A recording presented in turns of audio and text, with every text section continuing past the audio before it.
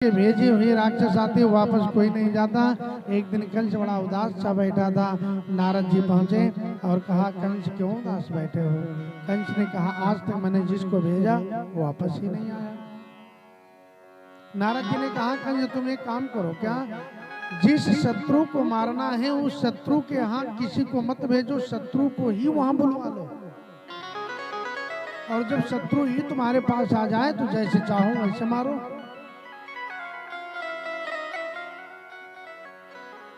यद्वा बद्ध्वा गले रज्ज्वा रावणम वाम पाणिना। हनुमान जी कहते हैं, जामंत बताओ रावण को ले आऊं कि लंका सहित रावण के गले में रस्सी बांध करके लटका लूं और सीता को दाहिने हाथ में लेकर के राम के पास वापस आ जाऊं, ताकि राम जी रावण को अपने आप मारे, जैसे चाहें वैसे। शत्रु को अपने पास बुला लो, जैसे चाहो वैसे मारो। कंस ने कहा, आखिर तो आएगा किसके साथ में? नारद ने कहा, एक धनुष यज्ञ का योजना बना लो, अक्रूर को भेज दो, अक्रूर के साथ चलाएगा। हाँ ये बात ठीक है। तुरंत अक्रूर को बुलवाया। अक्रूर को बुलवा करके अपने बगल में कंस ने बैठाया। अक्रूर समझ गए कि आज अपने बगल में कंस ने बिठाया है, जरूर कोई इसकी याद चाल है। अक्रूर एक काम करो, तुम ब्रज में चले जाओ, नंद के हाथ दो छोरे हैं ना, उनको जाओ और मेरे रथ पर बिठा करके धनुष यज्ञ का बहाना करके यहाँ ले आओ, वो दोनों तुम्हारे साथ चले आएंगे। अक्रूर जी तुरंत घोड़े रथ में लगा करके और यहाँ मथुरा से ब्रज की ओर रवाना हो गए। अक्रूर जी रथ लेकर के चलते हैं तो भगवान का ध्यान करते हैं। आज उन चरणों का दर्शन होगा जिन चरणों के चरण पादुकाओं को भरत ने सिंहासन पर रख करके 14 वर्ष तक राज किया। ऐसे सोचते सोचते अक्रूर जी रथ पर मस्त हो जाते हैं, घोड़े भी रुक जाते हैं। सुबह से चलते चलते चलते चलते शाम के समय पर, सूर्य अस्त के समय अक्रूर जी ब्रज में पहुंचे। उस समय भगवान कृष्ण और दाऊ गौचारण के बाद आए थे। बछड़ों को छोड़ दिया है दूध पीने के लिए, दूध निकालने के लिए दोनों भैया के हाथ में एक एक मटकी याद दिख रही है। उसी समय पर कंस का भेजा हुआ अक्रूर जब पहुंचा, तुरंत भगवान कृष्ण ने देखा, मटकियों को वहीं पर रख दिया, दौड़ करके अक्रूर को प्रणाम किया, स्वागत की है। रात्रि के समय पर हाल चाल पूछा, चाचा जी आने का कारण क्या है? अक्रूर ने बताया, कृष्ण जिसलिए मैं आया हूँ तुमको सब कुछ पता है, सब कुछ तुम्हें पता है। तुम्हारे माता पिता वहाँ बंदी गृह में पड़े हुए हैं, अब कुछ लीला तुम्हें करनी है जो उनको कारागार से मुक्त करवाना तुम्हारा भी कर्तव्य है। भगवान कृष्ण ने कहा, चाचा ये बात अभी मेरी मैया यशोदा से मत कहना। यदि मेरी मैया को एक खबर लग जाएगी तो मेरी मैया अपनी प्राण त्याग देगी। क्यों? मेरी मैया ऐसी है कि अपने प्राणों से ज्यादा मुझको मानती है, इसलिए मेरी मैया को भी मत बताना, मैं अपने इशारे से कुछ कह दूंगा। रात्रि को भोजन हुआ। दूसरे दिन भगवान कृष्ण अपनी मैया को वास्तव में छोड़ना नहीं चाहते। भगवान कृष्ण जानते हैं कि जो सुख आज तक ब्रज में हमको मिला है, ये सुख मथुरा के महलों में नहीं मिलेगा। ये माखन के लोंदे वहां मुझको नहीं दिए जाएंगे। सब कुछ पता है, यशोदा मैया का प्यार मुझको नहीं मिलेगा। जाने की इच्छा तो नहीं है, लेकिन फिर भी कुछ लीला तो करनी है। लेकिन बिना अपनी मैया को बताए हुए आज भगवान अपनी मैया से दूर जाकर के बैठे हैं, और दूर बैठे हैं भगवान, आंखों में अश्रु भरे हुए हैं। यशोदा मैया ने देखा कि लाला आज अकेले एकांत में क्यों बैठा है। आवाज लगाई, लाला क्या बात है, आज अकेले में क्यों बैठा है? अभी तक तो दौड़ करके आता था, मेरी गोदी से चिपक जाता था, मैया भूख सी लग रही माखन दो खाने के लिए, आज तो मेरे पास नहीं आया। भगवान कृष्ण मन में विचार करते, मैया से कैसे कह दूं कि मैं मथुरा जाऊंगा।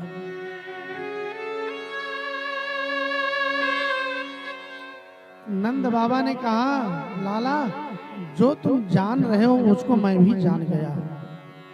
अक्रूर तुमको लेने के लिए आए हैं ना, मथुरा जाना है तुम्हें। मथुरा यदि जाना है लाला तो तुम अकेले नहीं जाओगे, तुम्हारा बाबा भी साथ जाएगा।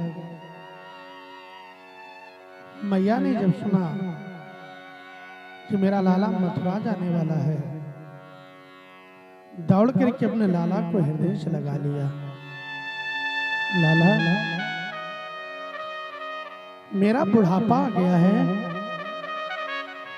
तुझको देख देख करके मेरा दिन कटता है, और तेरे को मथुरा जाना था तो तूने मुझको अभी तक बताया भी नहीं। अपनी बूढ़ी माँ को अकेले छोड़ करके तू मथुरा कैसे जाएगा? नहीं लाला, तू अकेले नहीं जाएगा। यदि मथुरा को तू जाएगा तो तेरी मैया भी साथ जाएगी। भगवान कृष्ण कहते हैं, मैया 2-4 महीने की बात नहीं है, 2-4 दिन की बात है। आप धैर्य के साथ ही रहिए और 2-4 दिन के बाद में स्वतः जाऊंगा। ये संदेश जैसे गोपियों के कान में पड़ा, गोपियां दौड़ करके आ गई, ग्वाल बाल भी दौड़ करके आ गए। भगवान के मथुरा गमन की बात जब पक्षियों के कानों में पहुंची तो पक्षी भी इधर उधर चहक करके भागने लगे। गौएं आज खड़ी खड़ी रो रही हैं, मेरा कान्हा आज मथुरा को जा रहा है। भगवान कृष्ण ने अक्रूर को इशारा किया, चाचा भीड़ ज्यादा बढ़ रही है, इसलिए आप ऐसा करिए कि रथ तैयार करिए और रथ को यहाँ से आप निकालिए धीरे धीरे से, नहीं तो ब्रजवासी मुझको जाने नहीं देंगे। अक्रूर ने रथ में घोड़े लगा दिया। रथ पर जैसे श्याम और बलराम दोनों चढ़े, वैसे ग्वाल बाल दौड़ करके आया और कहा, ओ कन्हैया, यदि तुमको मुझे छोड़ करके जाना ही था तो काली नाग के बीच से क्यों बचा लिया था? कितनी आफतें ब्रज में आई हैं, अजगर के मुख में हम सभी लोग चले गए थे। यदि ऐसा ही तुम्हें करना था तो पीछे से दौड़ करके क्यों आकर मुझको बचा लिया था? मर जाने देते। और कन्हैया मैं सत्य कहता हूँ, यदि हम ग्वाल बालों को छोड़ करके तुम मथुरा जाओगे तो मेरे प्राण जीवित नहीं बचेंगे। भगवान कृष्ण ने ग्वाल बालों से कहा, नहीं ग्वाल बालों, हम तुमको भी साथ में लेकर के चलेंगे। ग्वाल बालों को भी रथ पर भगवान कृष्ण ने चढ़ाया है। नंद बाबा भी कहते हैं, लाला अकेले हम तुम्हें नहीं छोड़ेंगे। नंद बाबा के भी हाथ पकड़ करके भगवान कृष्ण ने चढ़ा लिया। जैसे अक्रूर ने घोड़ों की लगाम खींची है, वैसे गोपियां आगे रथ के आकर के खड़ी हो गई। गोपियों को भगवान कृष्ण ने देखा तो कहा, गोपियों मैं जानता हूं कि तुम मेरे बिना नहीं रह पाओगे, लेकिन फिर भी कुछ कारण ऐसा है कि जो मुझको जाना पड़ रहा है, फिर वापस आऊंगा। गोपियों ने कहा, कृष्ण मैं तुम्हें रोकने नहीं आई हूं, ये सौगंध खाकर कहती हूं। तुम आराम से चले जाओ, लेकिन एक काम करके जाओ, ये रथ जो है ना, हम सभी गोपियां लेट जाती हैं, ये रथ की पहिया हमारे शरीर पर निकाल दो और फिर चले जाओ। यदि तुमको हम गोपियों को छोड़ करके जाना तो रास क्यों रचाया था? जब से तुम ब्रज में आए हो, दुनिया का सारा आनंद ब्रज में निवास बना चुका है, और तुम ब्रज को छोड़ करके जाओगे तो ये आनंद भी तुम्हारे साथ ही तो चला जाएगा। इसलिए हे मेरे चित्त के चोर, हम गोपियों को छोड़ करके पहली बात तो मत जाओ, और यदि जाना है तो हम गोपियों को साथ में लेकर चलो। रथ से भगवान कृष्ण उतरे, गोपियों को समझाया है, गोपियों 2-4 दिन के बाद वापस आ जाऊंगा। रथ आगे बढ़ाया गया, रथ जैसे ब्रज के बाहर निकला, चलते चलते रथ अपने आप रुक गया। जैसे रथ रुका, भगवान कृष्ण ने कहा चाचा क्या बात है, रथ चलाओ, रथ क्यों रोक दिया है? अक्रूर ने कहा कृष्ण रथ हमने रोका नहीं, रथ रुक गया है। भगवान कृष्ण रथ से उतर गए। उतर करके नीचे जब पहुंचे तो घोड़ों के आगे क्या देखा कि कोई लेटा हुआ है। भगवान कृष्ण लेटे हुए के पास जब बैठे तो क्या देखा कि तो राधा है। राधा तुम यहाँ क्यों लेटी हो? राधा ने कहा यहाँ लेटने का कारण ये मत समझना कि मैं तुमको रोकने के लिए लेटी हूँ। एक प्रेम दिखाने वाला होता है और एक प्रेम सत्य होता है, और जहां पर सत्य प्रेम होता है वहां पर कोई दिखा नहीं सकता है अपने प्रेम को कि मैं तुमसे कितना प्रेम करता हूँ। ये प्रेम कोई तौलने वाली वस्तु नहीं है कि मैं तुमसे 2 किलो प्रेम करता हूँ कि 10 किलो प्रेम करता हूँ। दिखाने की वस्तु प्रेम नहीं है। तुम मथुरा जा रहे हो मुझको पता है, लेकिन एक निवेदन मैं तुमसे करती हूँ, यदि तुम्हें मथुरा जाना ही है तो आज तुम ना जाओ, आज दिन रुक करके कल चले जाओ बस। भगवान कृष्ण ने कहा आखिर जैसे कल वैसे आज, जब जाना ही है तो जाने दो। राधा ने कहा कृष्ण तुम जानते हो कि मेरे प्राण तुम्हारे में बसते हैं, तुम यदि चले जाओगे तो तुम्हारे साथ मेरे प्राण भी तो चले जाएंगे, और जब मेरे प्राण तुम्हारे साथ चले जाएंगे तो मेरा शरीर ही मेरे बिना प्राणों के हो जाएगा, और जब मेरे शरीर में प्राण ही नहीं रहेंगे तो शरीर किस काम का? और जब प्राण शरीर में नहीं रहते तो लोग उस शरीर को जला देते हैं। आखिर मुझको जलना है, चिता पे लेटना है। कृष्ण मैं चाहती हूँ मेरी चिता में अग्नि तुम अपने हाथ में दे दो। भगवान कृष्ण ने कहा राधा, कहने के लिए कृष्ण और राधा दो हैं, वस्तुतः राधा और कृष्ण दो नहीं, राधा कृष्ण एक है। जल में तरंगे उठती हैं तो तरंग अलग दिखती है, लेकिन तरंग जल से अलग नहीं है। जो जल है वही तरंग है, जो तरंग है वही जल है। जो राधा है वही कृष्ण है, जो कृष्ण है वही राधा है। राधा ये मेरी बंशी है, ये मैं तुमको देता हूँ, इसको तुम ले लो। मेरी काली कमली को अपने हाथ में रख लो, और जब भी राधा तुमको मेरी याद आवे तो इस बंसी में मेरा नाम फूंक देना, ये कृष्ण राधा तुम्हारे आगे नजर आएगा। राधा को भगवान कृष्ण ने समझाया है, और समझा करके रथ पर सवार होकर के भगवान कृष्ण मथुरा की ओर चले, और रथ चलते चलते यमुना के पास आया। अक्रूर जी रथ से उतर करके यमुना में स्नान के लिए गए।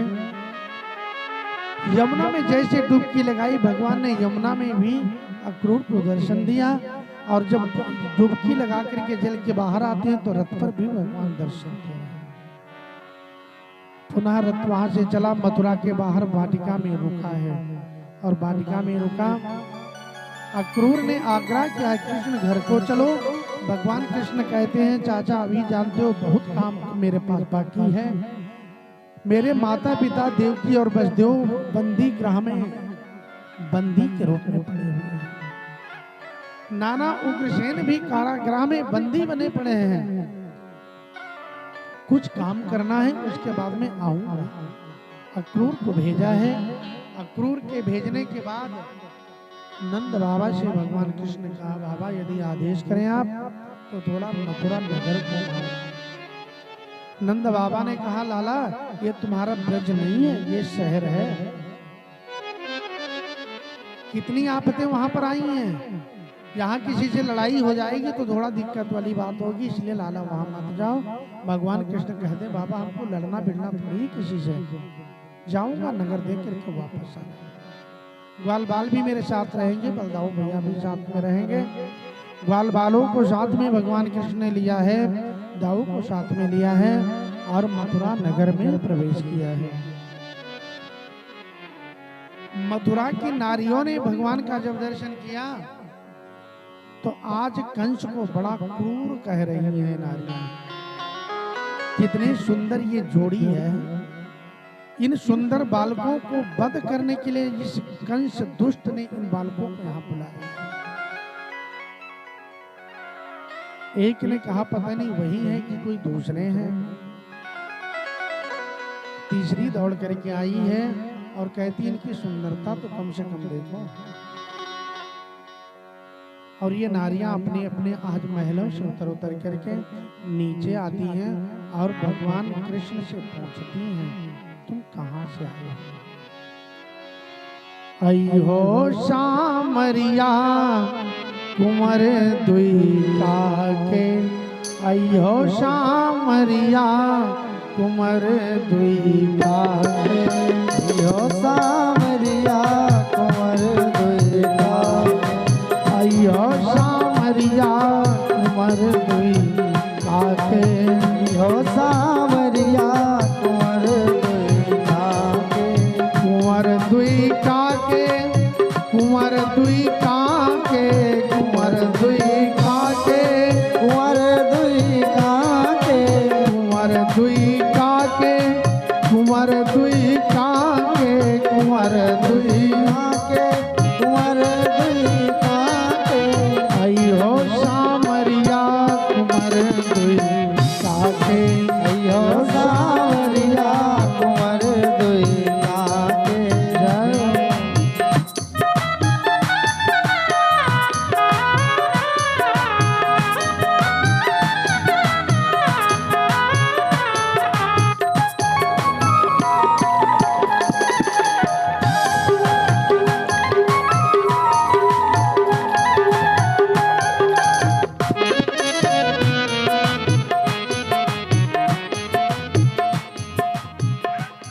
इनके मिर्गा से नैन, इनके कोयल से बैन, इनके मिर्गा से नैन, इनके कोयल से बैन, इनके मिर्गा से नैन, इनके कोयल से बैन, इनके मिर्गा से नैन, इनके कोयल से बैन।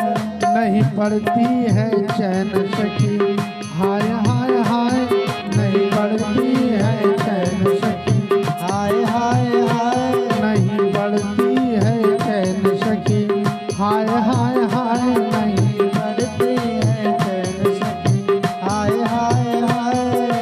आई हो सामरिया कुंवर द्विका के, आई हो सामरिया कुंवर द्विका के, कुंवर द्विका के, कुंवर द्विका के, कुंवर द्विका के, कुंवर द्विका के, आई हो सामरिया कुंवर द्विका के, आई हो सामरिया कुंवर द्विका के, आई हो सामरिया कुंवर द्विका के, आई हो सामरिया कुंवर द्विका के, आई हो सामरिया कुंवर द्विका, कुंवर द्विका के, कुंवर द्विका के। भगवान से नारियां पदा पूछती, भगवान अपना परिचय देते हैं। भगवान आगे बढ़े। कंस के दरबार का धोबी कपड़े धुल धुल करके सुखा रहा था। भगवान ने कहा मामा श्री मैं अपने ननिहाल में हूँ, कुछ मेरे ग्वाल बालों को वस्त्रों की जरूरत है, दे दो कुछ। अब सब तो उस धोबी ने कह दिया पहले अपनी शक्ल तो देख लो, ये राजसी वस्त्र हैं, अपनी शक्ल पहले देख लो फिर वस्त्रों को देख लो। ये तुम्हारा मुख, ये तुम्हारा शरीर इन वस्त्रों को पहनने वाला। भगवान को क्रोध आया, 2 उंगली उठाया, 2 उंगली उठा करके धोबी के गर्दन पर मारा। धोबी का सर अलग हो गया, धड़ अलग हो गया। भगवान ने ग्वाल बालों से कहा कपड़े